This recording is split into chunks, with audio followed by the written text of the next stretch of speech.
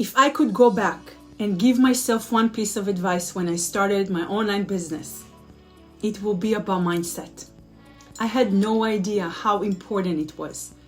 I wish I knew that mindset is everything when starting an online business. I used to think that success was all about working harder and doing more. But I've learned that your mindset is what determines how far you can go. When I first started my online business, I had doubts. What if it doesn't work? But I wish I had focused on what if it does.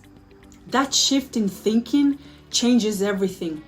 Believe in yourself and staying positive even when things get tough. It's what keeps you going.